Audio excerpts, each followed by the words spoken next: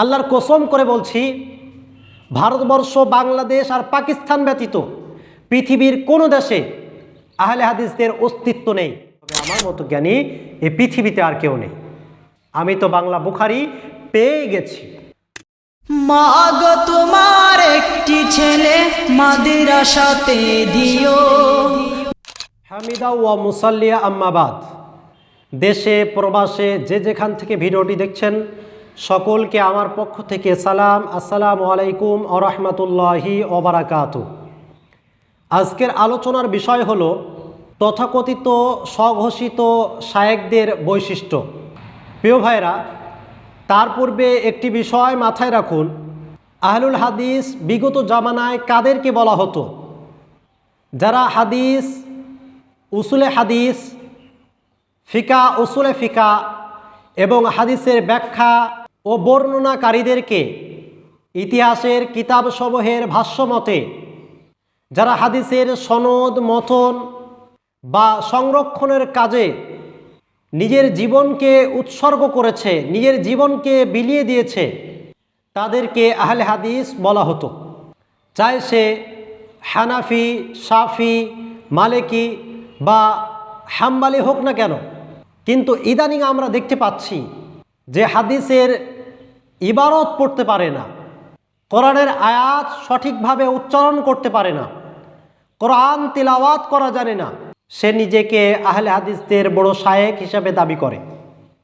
এমনকি গ্রামের একজন সাধারণ ব্যক্তি, সেও নিজেকে আহলে হাদিস হিসাবে দাবি করে। আল্লাহর কসম করে বলছি, ভারতবর্ষ, বাংলাদেশ আর পাকিস্তান ব্যতীত পৃথিবীর কোনো দেশে আহলে হাদিসদের অস্তিত্ব নেই। প্রিয় ভাইয়েরা, এবার আসুন মূল বিষয়ে।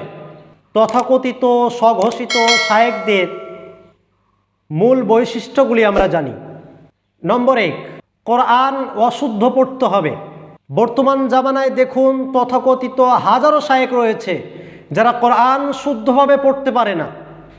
নম্বর 2, জেনারেল শিক্ষিত হতে হবে। মাদ্রাসার আঙ্গিনায় কোনো দিন পা দিতে হবে না।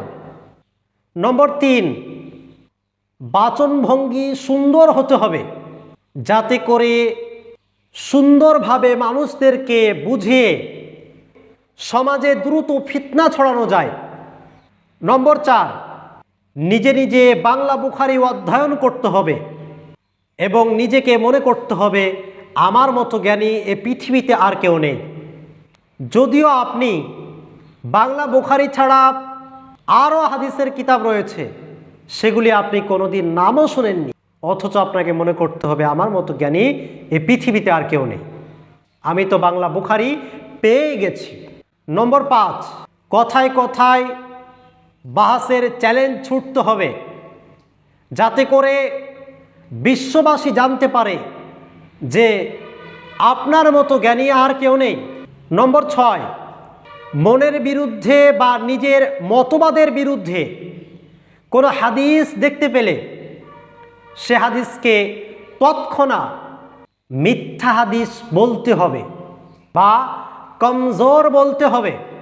নম্বর 6, সাহাবা একরামদেরকে বিদাতি বলতে হবে, তাদের বিরুদ্ধে গালিগালাজ করতে হবে এবং সালফে সালেহিনদেরকে অকাত্য ভাষায় গালিগালাজ করতে হবে।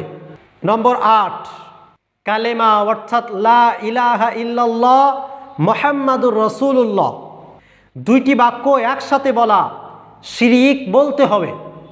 আল্লাহ পাক রব্বুল আলামিন এ তথাকথিত স্বঘোষিত ফিতনাবাজ শায়েখদের থেকে বিশ্ব উম্মাহকে যেন হেফাজত করেন। আমিন। ওয়া আখিরু দাওয়ানা আনিল হামদুলিল্লাহি রাব্বিল আলামিন।